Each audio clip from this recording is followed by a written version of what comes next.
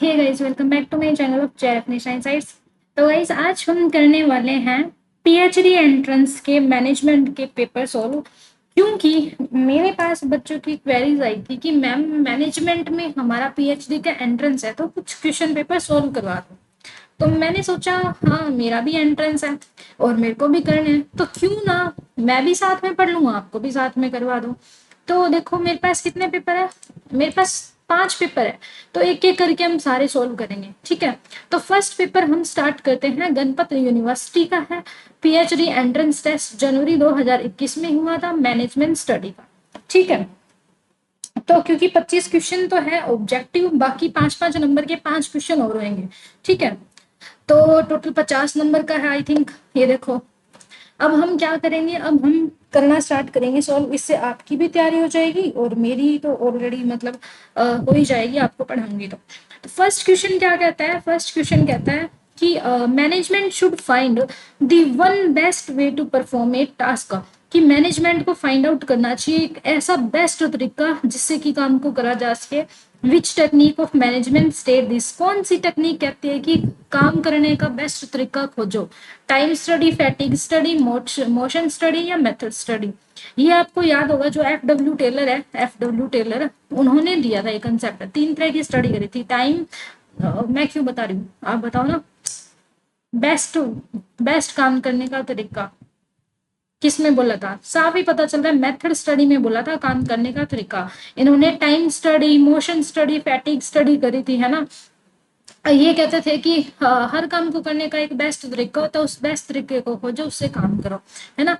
फिर दूसरा क्वेश्चन है, principle of management are significant because of. Principle of management है वो महत्वपूर्ण होते हैं क्योंकि इनिशिएटिव होते हैं, ऑप्टिमम यूटिलाइजेशन हो जाता है रिसोर्सेज का, इफिशिएंसी इंक्रीज होती है, या फिर हम अडॉप्ट करते हैं चेंजिंग टेक्नोलॉजी को। तो हमें बताना है कि प्रिंसिपल ऑफ मैनेजमेंट क्यों इंपॉर्टेंट होते हैं, क्योंकि इससे हम पहल करेंगे या हमारे रिसोर्सेज का सही यूज होएगा, ऑप्टिमम अनुकूलतम यूज होएगा, या हमारी एफिशिएंसी बढ़ेगी, या फिर हम टेक्नोलॉजी को अपना पाते हैं जो कि चेंजिंग है। तो इसका आंसर आएगा, हम प्रिंसिपल इसीलिए अपनाते हैं मैनेजमेंट के ताकि हमारी जो एफिशिएंसी है ना वो इंक्रीज हो जाए। क्योंकि अगर हम रूल के अकॉर्डिंग चलेंगे, है ना, थोड़े नियम के अकॉर्डिंग चलेंगे, सिस्टमेटिक ढंग से चलेंगे, तो हमारी एफिशिएंसी बड़ी होएगी, है ना। टेक्नोलॉजी की यहाँ पे बात नहीं है, इनिशिएटिव की नहीं है, रिसोर्सेज का भी नहीं है। अब थर्ड क्वेश्चन कहता है, how are the principle of management formed. Principle of management कैसे बने हैं। रूल ऑफ थंब है, यानी कि कठोर है। Bye experience of customer, customer के एक्सपीरियंस से बने हैं, या ऑब्जर्व और एक्सपेरिमेंट कर करके बने हैं, या साइंस लेबोरेटरी में एक्सपेरिमेंट करके बने हैं। तो इसका आंसर सीधा सीधा है कि ये ऑब्जर्व करा था हमने, एक्सपेरिमेंट करा था, तब बने थे। क्योंकि हम पढ़ते भी हैं, साफ लिखा हुआ है कि science is not rule of thumb, ठीक है। जो प्रिंसिपल है मैनेजमेंट के, वो रूल ऑफ थंब नहीं है, एकदम कठोर नहीं है। क्यों, क्योंकि ये ऑब्जर्व करके, एक्सपेरिमेंट करके बने हैं, ठीक है। फोर्थ क्वेश्चन देखो, dash is the point eight which NPV become zero. कहाँ पे एनपीवी है, नेट प्रेजेंट वैल्यू जीरो हो जाती है। आईआरआर में, ब्रेक इवन पॉइंट में, एवरेज रेट ऑफ रिटर्न में, या प्रेजेंट वैल्यू रिटर्न में। तो आपको पता है जो आईआरआर है ना, internal rate of return, internal rate of return में जो एनपीवी है, नेट प्रेजेंट वैल्यू, वो जीरो हो जाती है ना। तो यहाँ पे आ जाएगा internal rate of return. Break even point पे तो नो प्रॉफिट नो लॉस होता है, एवरेज रेट ऑफ रिटर्न नहीं आएगा, प्रेजेंट वैल्यू रिटर्न भी नहीं आएगा, ठीक है। फिफ्थ देखो, the higher coefficient of variation higher is the dash in the project. कि अगर कोफिशिएंट ऑफ वेरिएशन अगर हायर होएगा तो कौन सी चीज हायर होएगी, प्रॉफिटेबिलिटी, रिस्क, रिटर्न, या कैपिटल। तो इसका आंसर आएगा रिस्क। अगर कोफिशिएंट यानी कि वेरिएशन ज्यादा आएगा, कोई भी चीज में अगर वेरिएशन आता है, हलचल ज्यादा होती है, तो वहां पे रिस्क सबसे ज्यादा होता है ना, तो रिस्क हो जाएगा। जहां पे ज्यादा हलचल होगी, वेरिएशन होंगे ना, उथल पुथल होगी, वहां प्रॉफिटेबिलिटी नहीं हो सकती, रिटर्न भी नहीं हो सकता, कैपिटल भी नहीं हो सकती, तो रिस्क ही होएगा। सिक्स है, difference between actual sales and break even sales. Actual sales में से ब्रेक इवन सेल्स माइनस कर दो तो आपके पास क्या आएगा, इजी सा क्वेश्चन है, मार्जिन ऑफ सेफ्टी आएगा। मार्जिन ऑफ सेफ्टी ये आता है ना सबको, एक्चुअल सेल कितनी हुई है उसमें से ब्रेक इवन सेल निकाल दी तो मार्जिन ऑफ सेफ्टी आ जाएगा। ग्रोस मार्जिन नहीं आता, profit value ratio, PV ratio तो कंट्रीब्यूशन बाय में सेल्स होता है ना, कंट्रीब्यूशन भी नहीं आएगा। सेवेंथ देखो, सेवंथ क्या कहता है, under dash price is determined by the interaction of total demand total supply in the market. किस किस मार्केट स्ट्रक्चर के अंदर जो प्राइस है वो डिमांड और सप्लाई की इंटरेक्शन के द्वारा निर्धारित किया जाता है, मोनोपोली में या इनपरफेक्ट कंपटीशन में, परफेक्ट कंपटीशन में, या ऑल ऑफ द अबोव में। तो आपको पता है परफेक्ट कंपटीशन होता है ना, वहां पर क्या होता है, प्राइस किसके अकॉर्डिंग होएगा, डिमांड एंड सप्लाई के अकॉर्डिंग एडजस्ट होता है।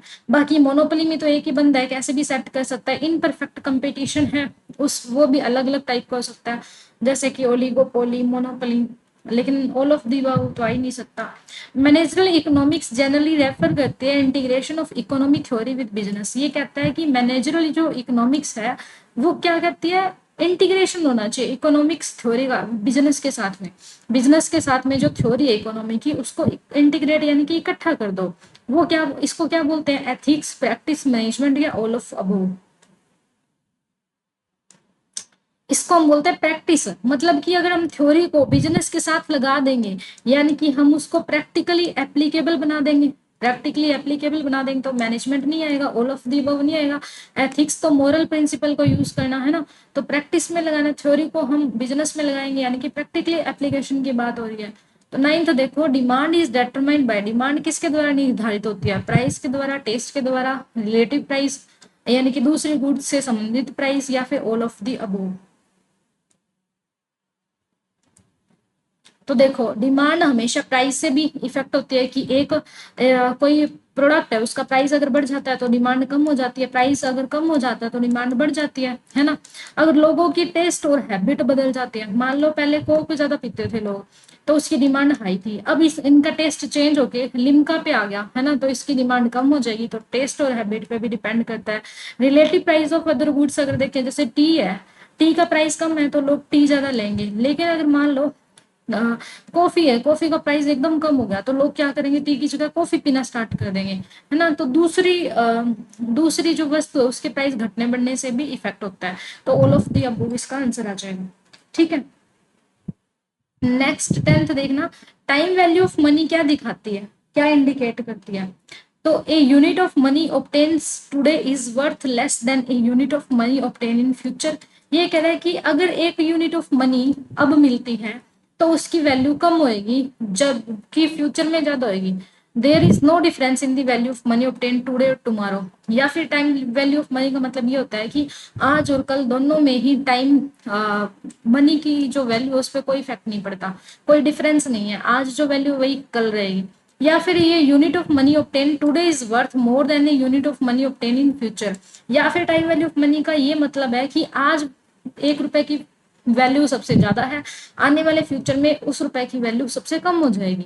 None of the above. तो साफ ही पता चल रहा है टाइम वैल्यू ऑफ मनी का मतलब ये होता है, जैसे आज आप है 10 रुपए की एक पेन खरीद पाते हो, 10 रुपए का मान लो एक समोसा खरीद पाते हो, आने वाले साल में 10 रुपए में आपको कोई समोसा नहीं देगा, ये समोसा 30 रुपए का हो जाएगा। तो यानी कि इस 10 रुपए की वैल्यू आज जितनी है ना, आज जितनी है उतनी फ्यूचर में नहीं होगी, फ्यूचर में जाके इसकी वैल्यू कम हो जाएगी, है ना, फ्यूचर में जाके इसकी वैल्यू कम हो जाएगी। तो यहाँ पे ये सही बोल रहा है कि आज जितनी पैसे की वैल्यू है वो ज्यादा है, फ्यूचर में इसी रुपए की वैल्यू कम हो जाएगी। फॉर एग्जाम्पल पहले 1 रुपए की 2 टॉफी मिलती थी, है ना, या 1 रुपए की 4 टॉफी मिलती थी, लेकिन अब 1 रुपए की सिर्फ एक ही टॉफी मिलती है या फिर 2 मिलती है। तो टाइम वैल्यू ऑफ मनी कम हो गया ना, पहले पहले के रुपए की वैल्यू जितनी थी अब नहीं रही, अब आगे अभी जो 5 रुपए की वैल्यू है वो आगे जाके बिल्कुल नहीं रहेगी। ऐसे 11वां क्वेश्चन है, GST is a consumption of goods and services tax based on. GST है वो गुड्स और सर्विसेज के कंजप्शन पे, उपभोग पर लगती है, वो टैक्स किस पे बेस्ड है, डिप्लॉयमेंट पे, ड्यूरेशन पे, डिविडेंड पे, या डेस्टिनेशन। तो देखो जीएसटी हमेशा एक डेस्टिनेशन बेस्ड टैक्स है। क्यों, क्योंकि देखो मैं एग्जांपल देती हूँ, मैं यहाँ पे हिसार में बैठी हूँ, ठीक है, आप पढ़ रहे हो मान लो एमपी में, तो मैं आपको पढ़ा रही हूँ, मान लो कोर्स बेच रही हूँ, फॉर एग्जांपल कोर्स बेच रही हूँ, आपने एमपी से राम ने अगर कोई कोर्स लिया है तो जीएसटी कहाँ लगेगी, तो जीएसटी हरियाणा स्टेट लेगी या एमपी स्टेट लेगी, एमपी स्टेट लेगी। क्यों लेगी, क्योंकि जीएसटी हमेशा एक डेस्टिनेशन बेस्ड टैक्स है, यानी कि डेस्टिनेशन कहाँ पे है, सर्विसेज कहाँ दे रही हूँ मैं, एमपी में दे रही हूँ, सर्विसेज कहाँ दे रही हूँ, एमपी में दे रही हूँ, तो एमपी की सरकार ये टैक्स कलेक्ट करेगी। ठीक है, तो जीएसटी कह रहे हैं कि कहाँ पर हो रहा है गुड्स सर्विसेज का कंजप्शन। अब मैं जो पढ़ाने की सर्विसेज दे रही हूँ उसका कंजप्शन एमपी में हो रहा है ना, एमपी में हो रहा है, तो यानी कि एमपी में मेरी सर्विसेज जा रही है, तो एमपी की सरकार है वो ही जीएसटी कलेक्ट करेगी मेरे से।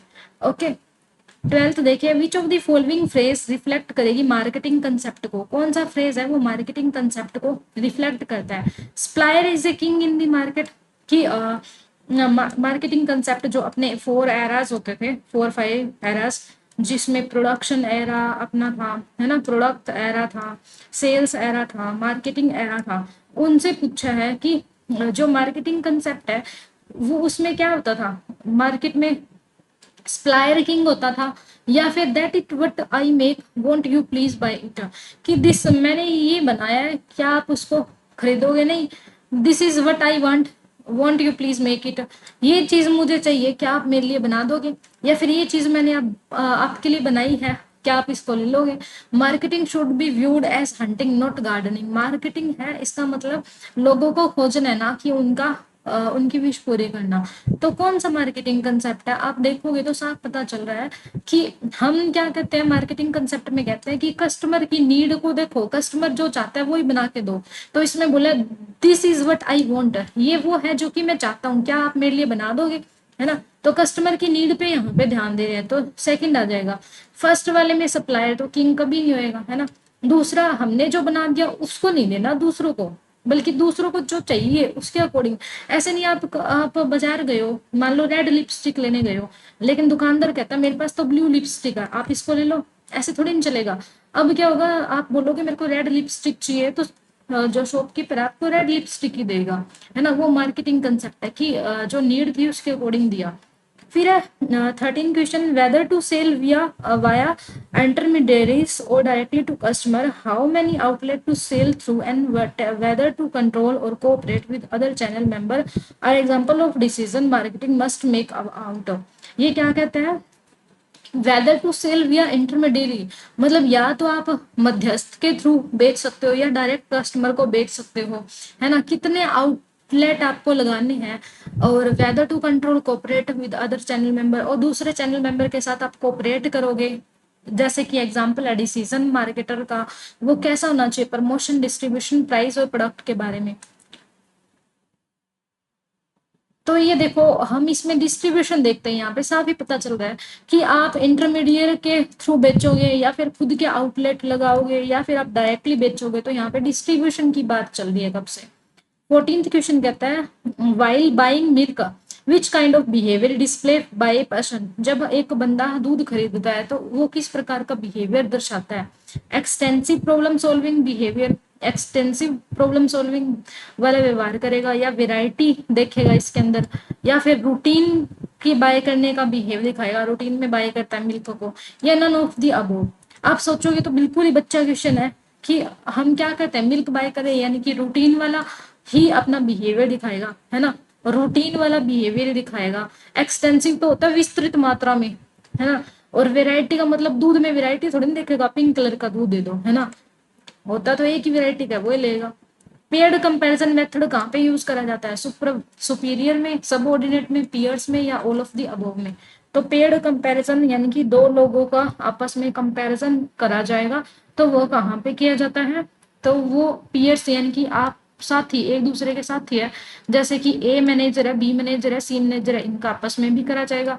ए का अपने बॉस के साथ भी करा जाएगा, इसके नीचे जो है एल उसके साथ भी किया जाएगा। तो पेयर कंपैरिजन किसके साथ भी कर सकते हैं, दो या दो से ज्यादा बंदों का, तो आपस में पियर, सुपीरियर और सबऑर्डिनेट तीनों के साथ करा जा सकता है, इसलिए ऑल ऑफ द अबव आएगा।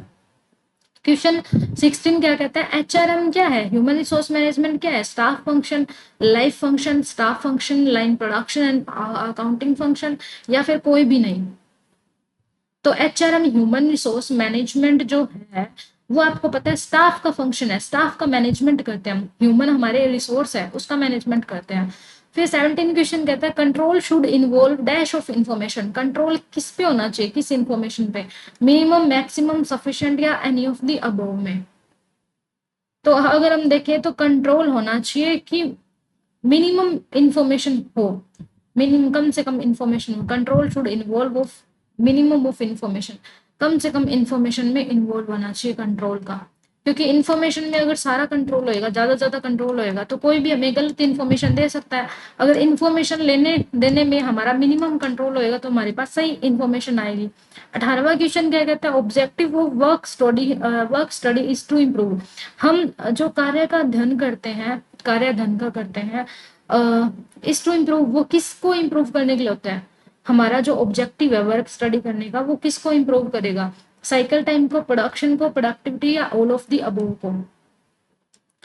तो हमारा जो हम वर्क स्टडी को वर्क स्टडी करते हैं, कार्य की अध्ययन करते हैं कि ये कार्य कैसा हो रहा है, तो उसको करने का एक ही उद्देश्य है कि हमारी प्रोडक्टिविटी बढ़े, यानी कि कम से कम वेस्टेज हो, ज्यादा से ज्यादा प्रोडक्शन हो, उसके मिनिमम कॉस्ट पे प्रोडक्टिविटी बढ़े हमारी, है ना। इसलिए हम देखते हैं, वर्क की स्टडी करते हैं कि वर्क ठीक से हो रहा है या नहीं हो रहा, वर्क को इम्प्रूव करने की कोशिश करते हैं। 19वां क्वेश्चन क्या कहता है, dash is the foundation of blue ocean strategy. Blue ocean strategy का फाउंडेशन यानी कि नींव कौन है? इनोवेशन, वैल्यू क्रिएशन, या वैल्यू कॉस्ट ट्रेड ऑफ?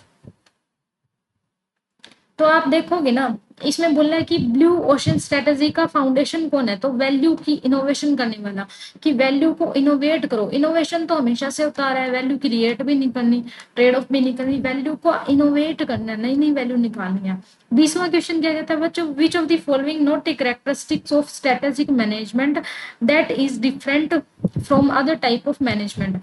कि कौन सा कैरेक्टरिस्टिक्स नहीं है स्ट्रेटेजिक मैनेजमेंट का, और ये डिफरेंट टाइप्स ऑफ मैनेजमेंट से कैसे अलग है? स्ट्रेटेजिक मैनेजमेंट अपने पास कंसेप्ट होता है, उसका कौन सा कंसेप्ट नहीं है, और बाकी मैनेजमेंट से कैसे अलग है? तो ये कंसर्न है present direction of organization, present में ऑर्गेनाइजेशन में क्या हो रहा है उससे रिलेटेड है, या फिर एक्सटर्नल फोकस है, या इंटरडिसिप्लिनरी है, या फिर इंटरनल फोकस है। तो यहाँ पे क्या आएगा, यहाँ पे आएगा ए, कि ये ना प्रेजेंट डायरेक्शन क्या है अपनी ऑर्गेनाइजेशन में, उस पर फोकस करेगा, तभी तो हम स्ट्रेटेजी बनाएंगे ना प्रेजेंट में देख के फ्यूचर के लिए। 21 क्या कहता है, consideration in a business letter means, consideration करते हैं बिजनेस का, उसमें लेटर का मीन्स क्या होता है? स्ट्रेसिंग दी मी एटीट्यूड, मी के एटीट्यूड को दिखाएगा, यू के एटीट्यूड को दिखाएगा, यूजिंग फर्स्ट पर्सन है उसको प्रोनाउंस करने के लिए दिखाएगा, या फिर अपील करने के लिए दिखाएगा सेंडर की रिक्वेस्ट को। तो यहाँ पे आएगा यू, अपने एटीट्यूड को दिखाने के लिए हम लिखते हैं। सीधी सी बात है, बिजनेस लेटर का मतलब यही होता है कि हम अपने एटीट्यूड को दिखा रहे हैं। 22 देखो, which of the following not a type of business letter? Business letter का कौन सा टाइप नहीं है? Business inquiry, refer letter, sales letter, या कोटेशन? तो आपको पता होना चाहिए कि जो रेफरेंस लेटर है वो बिजनेस लेटर में नहीं आता, बिजनेस की इंक्वायरी सही है, सेल्स लेटर बिजनेस में आएगा। कोटेशन हम लेते हैं, कोटेशन का मतलब होता है जैसे एक सप्लायर है उससे माल के हमारा जो भी रॉ मटेरियल है उसका भाव पूछ लिया, उसके प्राइस पूछ लिए, दूसरे सप्लायर से भाव पूछ लिए, है ना, आप लिस्ट मंगवा ली किस किस प्राइस पे क्या मिलेगा, उसको कोटेशन बोलेंगे, तो इसमें आएगा। लेकिन रेफरेंस तो नहीं देते ना, बिजनेस का मेन काम रेफरेंस देना थोड़ी ना। तो most important goal of business communication is, question number 23 क्या कहता है कि मोस्ट इंपोर्टेंट गोल क्या है बिजनेस कम्युनिकेशन का? बिजनेस कम्युनिकेशन हम क्यों करते हैं? ताकि हमें फेवरेबल रिलेशनशिप मिल सके सेंडर और रिसीवर के बीच में, या रिसीवर का रिस्पॉन्स मिल सके, या ऑर्गेनाइजेशन की गुडविल बढ़िया हो, या फिर रिसीवर की अंडरस्टैंडिंग हो। इनमें से क्या आएगा? तो आपको पता है बिजनेस में कम्युनिकेशन इसीलिए करते हैं ताकि हम रिसीव कर सके अंडरस्टैंडिंग, है ना। कस्टमर और एम्प्लॉय और बॉस के बीच में रिलेशनशिप होनी चाहिए, गुडविल नहीं बढ़ाते, है ना, रिलेशनशिप नहीं बनाना चाहते हम, रिस्पॉन्स में नहीं, हमें चाहिए अंडरस्टैंडिंग। 24वां क्वेश्चन क्या कहता है, dash is a problem situation opportunity requiring an individual group और organisation to choose among several action that must be evaluate as right और रॉन्ग। ये कहता है एक डैश एक प्रॉब्लम भी है, सिचुएशन भी है, एक अपॉर्चुनिटी भी है किसी व्यक्ति की, ग्रुप की, ऑर्गेनाइजेशन की, ताकि वो बहुत सारे एक्शन ले सके और राइट और रॉन्ग का, सही और गलत का पता लगा सके। इसको क्या बोलेंगे? उसको हम बोलेंगे एथिकल इशू। राइट और रॉन्ग किस में देखते हैं, क्या सही है क्या गलत है? हम एथिक्स में ही देखते हैं ना।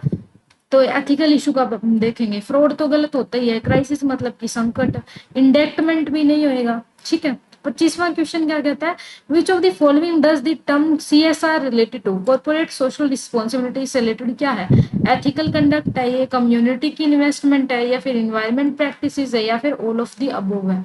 तो ये ऑल ऑफ द अबोव है, क्योंकि इन्वायरमेंट का भी प्रैक्टिस देखेंगे हम इसमें, एथिकल भी होंगे और कम्युनिटी की इन्वेस्टमेंट भी देखेंगे। ठीक है, तो ये पेपर अपना कंप्लीट होता है।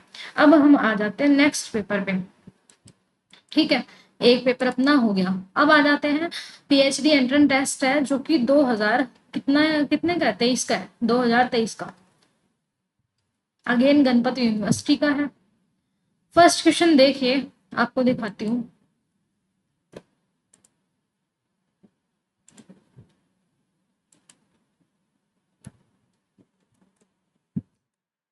एक सेकेंड,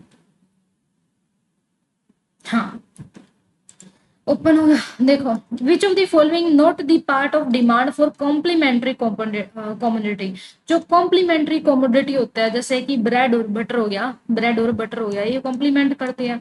पेन और इंक हो गया, पेन और इंक, अगर पेन की प्राइस बढ़ता है तो इंक का प्राइस घट जाएगा, सॉरी इंक इंक की डिमांड भी घट जाएगी। पेन का प्राइस कम होता है तो इंक की डिमांड है वो भी बढ़ जाएगी, है ना। ऐसे होता है ना, कॉम्प्लीमेंट्री में अपोजिट चल रहा है, अपोजिट चल रहा है यानी कि नेगेटिव। तो मैंने ट्रिक बना रखी है CN का, सब्सिट्यूट में पॉजिटिव होता है तो SP और कॉम्प्लीमेंट्री में नेगेटिव होता है, इसलिए CN। अब आपको बता भी दिया, जैसे कि ब्रेड है, ब्रेड की कीमत बढ़ गई, ब्रेड ब्रेड का प्राइस बढ़ गया, है ना, ब्रेड का प्राइस बढ़ गया अपना, तो इसकी जो डिमांड है वो कम, बटर की डिमांड है, डिमांड ऑफ बटर वो कम हो जाएगी। ब्रेड का प्राइस है वो कम हो जाएगा तो डिमांड ऑफ बटर भी बढ़ जाएगी। तो देखो नेगेटिव रिलेशन है ना इनमें, एक ऊपर जा रहा है एक नीचे जा रहा है, नेगेटिव ऐसे हो गया, तो CN कॉम्प्लीमेंट्री में नेगेटिव। तो ये कहता है which of the following not the part of demand for complementary commodity. Complementary जो पूरक वस्तु होती है उसकी डिमांड का कौन सा पार्ट नहीं है, cross demand, derive demand, composite या जॉइंट डिमांड। तो आपको पता है क्रॉस इलास्टिसिटी इसकी नहीं है, क्रॉस तो सब्सिट्यूट में होती है ना, कॉम्प्लीमेंट्री में नहीं होती। तो डिराइव मतलब कि उत्पन्न हुई डिमांड, कंपोजिट मतलब इकट्ठी, कंपोजिट ही तो है ये, आप देख पा रहे हो कंपोजिट है, ब्रेड और बटर एक साथ ही आ रहे हैं, है ना, जॉइंट डिमांड जॉइंट है इन दोनों की, लेकिन क्रॉस नहीं है। इसमें ऐसे नहीं हुआ कि ब्रेड का प्राइस अगर बढ़ गया, है ना, तो हमने सिर्फ बटर बटर को ज्यादा देना स्टार्ट कर दिया, ऐसे नहीं है ना। तो ये आ जाएगी अपनी क्रॉस डिमांड में। फिर अब microeconomics distinguishes between the real economy and the microeconomics जो है वो अंतर करते हैं किसमें, रियल इकोनॉमी में और दूसरी मॉनेटरी इकोनॉमी में, या नॉर्मेटिव में, या वर्चुअल में, या अंडरगो इकोनॉमी में, ये अपने को बताना है। तो जो मैक्रो इकोनॉमिक्स है वो real economics and also monetary economics है, इन दोनों में फर्क बताएगी। ठीक है, मॉनेटरी इकोनॉमिक्स में फर्क बताएगी। फिर है अपने पास थर्ड क्वेश्चन, वर्चुअल तो होती नहीं इकोनॉमिक्स, वर्चुअल यानी कि हमारा आभासी दुनिया, अंडरग्राउंड भी नहीं होती है। नॉर्मेटिव इकोनॉमिक्स भी यानी कि रूल से चलना वो भी नहीं होती है। फिर थर्ड देखो, dash can be defined as that aspects of our psyche and determine the way in which we respond to our environment in a relative stable way and over time. ये कहता है कि क्या चीज डिफाइन करेगी हमें कि ये डिटरमाइन करती है हमारे रिस्पॉन्स को जो हमारे इन्वायरमेंट से रिलेटेड है स्टेबल वे में ओवर द टाइम उसको। तो देखो सीधी सी बात है, हमारी जो पर्सनैलिटी होती है ना, पर्सनैलिटी वो हमें बताती है कि हम ओवर द टाइम अपनी साइकोलॉजी को कैसे रिस्पॉन्ड करते हैं इन्वायरमेंट में। ठीक है, लर्निंग तो नहीं बताएगी, लीडरशिप भी नहीं बताएगी, एटीट्यूड भी नहीं बताएगा। तो विच of the quality job evaluation method, fourth question कहता है कि कौन सा क्वालिटेटिव जॉब का इवेल्युएशन करने का मेथड है, ranking, factor comparison, point rating और बोथ बी एंड सी। कौन सा है, फोर्थ का आएगा डी। क्यों, क्योंकि इसमें देखो पॉइंट रेटिंग मेथड भी हम जॉब की वैल्यूएशन के लिए यूज करते हैं और फिर कंपैरिजन भी करते हैं। रैंकिंग में तो क्या करेंगे, हम रैंक लगा देंगे कि फर्स्ट जॉब अच्छी है, सेकंड जॉब अच्छी है, थर्ड, तो उससे इतना पता नहीं चलेगा। लेकिन अगर मैं पॉइंट दे देती हूँ कि 2 नंबर, ये जो जॉब है उससे मैं 2 नंबर पे सेटिस्फाइड हूँ, 3 पे हूँ, 4 पे हूँ, तो अच्छी तरीके से बता सकते हो ना, जॉब का इवेल्युएशन कर सकती हूँ। जैसे कि रेटिंग्स होते हैं, स्टार होते हैं, उससे अपने को पता चल जाएगा 5 स्टार मतलब कि बढ़िया होटल है ये, 1 2 स्टार यानी कि घटिया होटल है ये, है ना। फैक्टर कंपैरिजन, एक दूसरे के आपस में कंपैरिजन करूंगी तो भी सही हो जाएगा, है ना, इसलिए। फिफ्थ क्वेश्चन क्या कहता है, it is something that describe how a job might be done. ये कुछ ऐसा है कि इसमें वर्णन किया जाएगा कि कैसे एक जॉब है वो की जाती है। Excellently it only describe what has to be done not now. हम इसमें ये बताते हैं कि क्या चीज what has to be done, क्या चीज होनी चाहिए, नॉट नाउ अभी नहीं। ये क्या कौन बताता है अपने को? देखो, हमारी जो क्षमता है, हमारी जो कॉम्पिटेंसी है, हमारी जो क्षमता है, हमारी जो कॉम्पिटेंसी है वो बताएगा कि आप आगे क्या कर सकते हो, what has to be done. आपको आगे क्या करना है ना। लेकिन अभी नहीं, अब आपको पता है अभी नहीं, लेकिन बाद में आपको क्या करना है, वो क्या होती है, आपकी क्षमता होती है, आपकी कॉम्पिटेंसी होती है। जॉब डिस्क्रिप्शन में तो जॉब के बारे में सारी टर्म्स लिखे होते हैं कि क्या सैलरी होगी, क्या पद होएगा, है ना, क्या काम होएगा, कंपटीशन भी नहीं होएगा। परफॉर्मेंस में नहीं, कॉम्पिटेंसी में हम देखते हैं कि हमें क्या करना है। अब सिक्स क्वेश्चन देखो, as per Ansoff matrix market development refers to. Ansoff की मैट्रिक्स के अनुसार मार्केट डेवलपमेंट में क्या आएगा, एग्जिस्टिंग प्रोडक्ट और new market, new product new market, new product existing market, existing product existing market. तो एंस of का जो मैट्रिक्स मॉडल है उसके अकॉर्डिंग अपने बताना है कि कौन कौन से फैक्टर शामिल किए गए थे। तो इसमें न्यू प्रोडक्ट और एग्जिस्टिंग मार्केट ये वाला किया गया था शामिल, कि नया प्रोडक्ट है और पहले वाली मार्केट में ही है, एग्जिस्टिंग मार्केट में ही है। ये बाकी सारे घुमा घुमा के दे रखे हैं। सेवंथ देखो, which of the following is the activity to put people into a particular group. कौन सी वो एक्टिविटी है, कौन सी वो गतिविधि है जिसमें हम लोगों को एक पर्टिकुलर ग्रुप में डालेंगे, उनकी फ्यू कैरेक्टरिस्टिक्स को देखेंगे और फिर अजम्पशन बनाएंगे उनके ऊपर।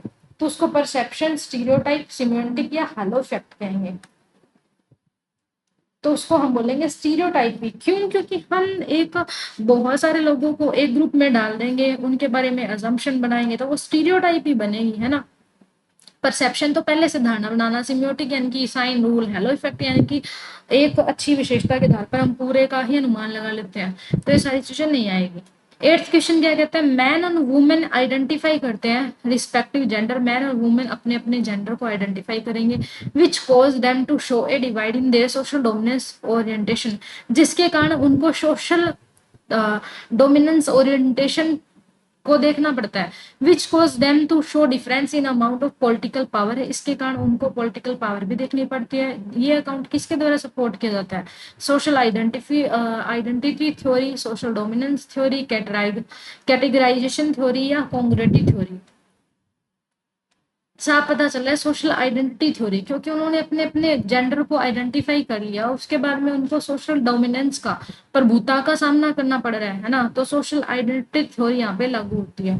क्वेश्चन 9 क्या कहते हैं, dash can be defined as blogs in comparison limited individual post which are typically limited by character count. ये कहते हैं कि ब्लॉग्स जो होते हैं उनमें इंडिविजुअल लिमिटेड पोस्ट होती है, लिमिटेड कैरेक्टर काउंट होते हैं, उसको क्या बोलेंगे, ऐसे ब्लॉग्स जिसमें limited characters, limited count, limited words होंगे तो उसको हम बोलते हैं माइक्रो ब्लॉगिंग।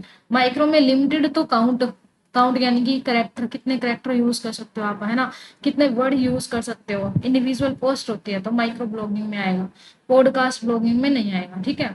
कैनबलाइजेशन किससे रिलेटेड है, कैनबलाइजेशन है वो किससे रिलेटेड है, अगर हम देखें तो प्रोडक्ट डेवलपमेंट से रिलेटेड होता है कैनबलाइजेशन। प्रोडक्ट लाइफ साइकिल तो बिल्कुल नहीं होता, है ना, इसमें तो 5-6 स्टेज होते हैं, प्रमोशन की एक्टिविटी भी नहीं होता, प्रोडक्शन का एक्सटेंशन भी नहीं होता। कैनबलाइज करना कि मतलब उसको थोड़ा सुधार कर देना प्रोडक्ट में, है ना। क्वेश्चन 11 कहता है dash would be an example of principal while would be an example of agent. कि कौन है वो, एक एग्जांपल हो सकता है प्रिंसिपल का और दूसरा वो एग्जांपल हो सकता है एजेंट का। तो आप देखो, शेयर होल्डर एक प्रिंसिपल यानी कि एक ओनर का एग्जांपल हो सकता है और मैनेजर है वो एक एजेंट का हो सकता है। मैनेजर पावर तो ओनर नहीं हो सकता है, शेयर होल्डर बॉन्ड होल्डर भी नहीं हो सकता है, अकाउंट होल्डर भी नहीं हो सकते, क्योंकि एजेंट का काम मैनेजर ही कर सकता है ना, और ओनर का काम शेयर होल्डर। तो 12th देखिए, a statistical measure to degree of which two variables security returns move together. एक ऐसा स्टैटिकल मेजर जहां पे दो वेरिएबल्स है वो आपस में एक साथ मूव कर जाते हैं, उसको क्या बोलेंगे, उसको हम बोलेंगे दो कोवेरिएंस। कोवेरिएंस में क्या होता है, दो दो जो वेरिएबल होते हैं वो एक साथ वेरी करते हैं, दो वेरिएबल एक साथ वेरी करेंगे, है ना। यही बोला है, दो वेरिएबल आपस में एक साथ वेरी करेंगे उसको कोवेरिएंस बोलेंगे। Covariance of coefficient of variation नहीं होता, वेरिएंस में नहीं होता, है ना।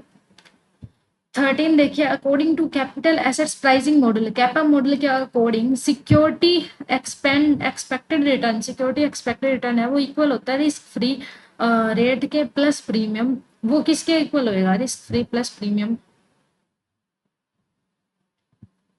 वो होएगा based on systematic rate of security, systematic sorry risk, systematic risk पे आधारित होएगा। जो हम कैपन मॉडल यूज करते हैं, कैपा मॉडल यूज करते हैं, उसमें क्या होता है? Security expected return, risk free return, ये अपने पास फॉर्मूला होता है ना, रिस्क फ्री प्लस में बीटा रिस्क प्रीमियम माइनस के risk free is equal to ये, है ना, ये होता है। तो ये बोल रहा है कि बेस्ड ऑन सिस्टमेटिक रिस्क, ये होता है अनसिस्टमेटिक, सिस्टमेटिक रिस्क, हाँ। और वो होता है अनसिस्टमेटिक, जिसको हम कंट्रोल कर सकते हैं। तो सिस्टमेटिक सिस्टम का रिस्क, इसको कंट्रोल नहीं कर सकते अपन, तो सिस्टमेटिक रिस्क पर बेस्ड होता है। अब 14 क्वेश्चन देखो, total cost are comprised of, total cost किसके द्वारा होती है? Fixed cost plus semi variable cost से, या फिर variable cost plus fixed cost से, variable cost plus semi variable cost, या फिर variable cost fix cost plus semi variable cost. तो ये किससे बनती है ये अपने को बताना है। तो अपने को पता है टोटल कॉस्ट है वो हमेशा वेरिएबल कॉस्ट प्लस में फिक्स्ड कॉस्ट प्लस में सेमी वेरिएबल कॉस्ट से ही बनती है। वेरिएबल कॉस्ट फिक्स्ड कॉस्ट और सेमी वेरिएबल कॉस्ट से ही बनती है। तो ये फॉर्मूले को थ्योरी में लिखा हुआ है। क्वेश्चन 15 कहता है अपॉर्चुनिटी कॉस्ट कौन सी कॉस्ट है? अपॉर्चुनिटी कॉस्ट है वो ऐसी कॉस्ट है जो कि next best alternative course of action से पता चलता है। मतलब कि मेरे को, या तो देखो मेरे को टीचिंग करना था और मुझे जॉब लगनी थी, मैंने क्या करा, टीचिंग में मान लो मैं कमाती 50,000 और जॉब में मान लो मैं 1 लाख कमा रही हूँ, तो मैंने अब जॉब को चूज कर लिया ना, तो मेरा ये इन दो दो ऑप्शन थे मेरे पास, ऑप्शन मतलब कि अल्टरनेटिव, दो अल्टरनेटिव थे, उसमें से नेक्स्ट बेस्ट अल्टरनेटिव मैंने चूज कर लिया, है ना। तो इसको जॉब को चूज करने से जो मेरे टीचिंग से मुझे 50,000 मिलने वाले थे उसका मेरे को नुकसान हो गया। उसी को बोलेंगे अपॉर्चुनिटी कॉस्ट, कि हमने एक ऑप्शन को सिलेक्ट करा उसके कारण दूसरा ऑप्शन हमने छोड़ दिया, है ना, उसकी कॉस्ट क्या आई? तो वो होती है अपॉर्चुनिटी कॉस्ट, की नेक्स्ट बेस्ट अल्टरनेटिव है वो, उसके कारण में अपॉर्चुनिटी कॉस्ट आती है। वेरिएबल कॉस्ट के कारण आती है डायरेक्ट लेबर प्लस मटेरियल से डायरेक्ट कॉस्ट आती है, डायरेक्ट इनडायरेक्ट कॉस्ट भी नहीं आएगी। 16 देखो, गेसाल्ट का स्कूल प्रोड्यूस करता है एक series of principle, some of most significant principle include. जो गेसाल्ट का स्कूल था वो अपने को प्रिंसिपल्स की सीरीज के बारे में बताता है, कौन सा प्रिंसिपल ज्यादा बढ़िया है। प्रिंसिपल प्रिंसिपल मतलब कि रूल। तो ये है ग्रुपिंग क्लस्टर कॉन्ट्रैक्ट का नहीं, फिगर करना, ग्राउंड ग्रुपिंग करना, फिर क्लोजर करना, ये सही है। फिगर और ग्राउंड क्लस्टर कॉन्ट्रैक्ट नहीं, ऑल ऑफ दी अबव नहीं, ये सही है। पहले हमने कोई सिचुएशन को फिगर करा, सिचुएशन को फिगर आउट करते हैं ना हम, कैसी सिचुएशन है, फिर उसको ग्राउंड पर लेकर आए, फिर हमने ग्रुपिंग करी, लास्ट में उस सिचुएशन को हमने क्लोज कर दिया, तो ये सही है। 17वां देखो, informative writing focus primary on, informative writing है वो फोकस किस पे करती है स्टार्टिंग में? राइटर पे, रीडर पे, सब्जेक्ट अंडर डिस्कशन पे, या लेटेस्ट न्यूज पे? तो आप देखोगे जब भी इनोवेटिव राइटिंग की बात आए ना, तो वो हमेशा सब्जेक्ट और उसके अंदर क्या डिस्कशन है उस पर फोकस करेगी, ना कि लेटेस्ट न्यूज पे, राइटर और रीडर पे तो क्यों ही करेगी। तो इन्फॉर्मेशन की बात करिए राइटिंग में तो सब्जेक्ट अंडर डिस्कशन ही देखेंगे। 18वां कहता है tactic knowledge is seen to important feature of competitive advantage in which approach of strategy, कि टैक्टिक नॉलेज है वो इम्पोर्टेंट फीचर है कंपटीशन एडवांटेज के लिए, तो हमें कौन सी स्ट्रेटेजी अपनानी चाहिए? Resource based view of firm, या फिर इंडस्ट्रियल इंटीग्रेशन, कॉम्पिटिटिव पोजीशनिंग, या इवोल्यूशन अप्रोच। तो आप देखोगे हमें बोला है टैक्टिक नॉलेज, हमें कोई नीति की जानकारी होनी चाहिए, कॉम्पिटिटिव एडवांटेज होना चाहिए, तो वो है रिसोर्स बेस्ड व्यू से। हमारे पास अगर रिसोर्स अच्छे होंगे तो हम अच्छा काम कर सकते हैं। कंपटीशन को ध्यान में ज्यादा रखना जरूरी नहीं है, मतलब कि पहला अपना काम है रिसोर्स अपने पास होना चाहिए, फिर कंपटीशन देखो, इवेल्युएशन भी नहीं आएगा, इंडस्ट्री भी नहीं आएगा, तो रिसोर्स के बेस पे फर्म क्या काम करेगी वो ज्यादा इंपॉर्टेंट है। 19वां क्या कहता है, which of the following not A plagiarism detective software, plagiarism को डिटेक्ट करने वाले सॉफ्टवेयर नहीं है।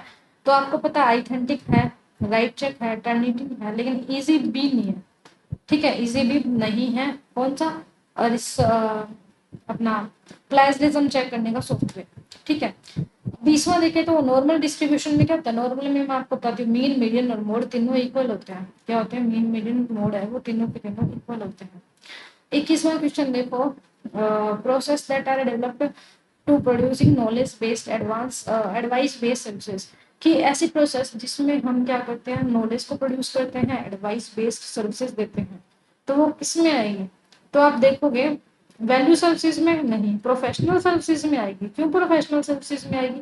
इसमें हम नॉलेज भी देंगे प्रोफेशनल में, साथ में एडवाइस भी देंगे। कस्टमाइज सर्विस में एडवाइस नहीं मिलती, कस्टमर सेंट्रिक में भी नहीं मिलती, लेकिन प्रोफेशनल सर्विसेज में मिलती है अपने को। क्वेश्चन वाइज देखो, criteria of corporate sustainability, corporate sustainability के लिए क्राइटेरिया क्या है? तो इसमें है इको इफिशिएंसी होनी चाहिए, या फिर सोशल इफिशिएंसी होनी चाहिए, या बोथ ए एंड बी, या नन ऑफ द अबव। तो कॉर्पोरेट सस्टेनेबिलिटी के लिए अगर हमें जाना है तो हम देखेंगे सोशल इफिशिएंसी है क्या हमारे पास या नहीं है, सोशल इफिशिएंसी होना जरूरी है। 23वां क्या कहता है, large output per unit of space, large output है पर यूनिट ऑफ स्पेस में, वो ओरिएंटेशन है वो किस टाइप के प्लांट के लेआउट में है, ठीक है।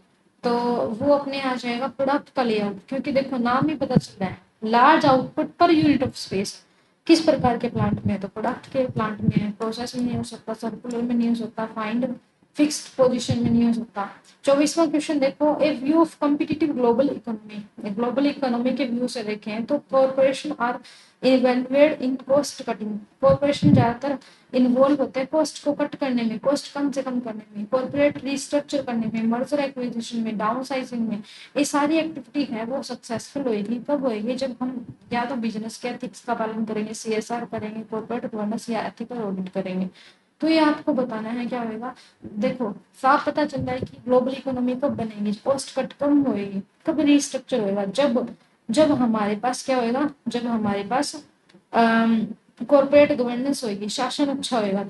तो which software not use the testing structure relationship hypothesis, structure SEH है, स्ट्रक्चर रिलेशनशिप हाइपोथेसिस है, उसको टेस्ट करने के लिए कौन सा जो सॉफ्टवेयर है वो यूज नहीं होता है।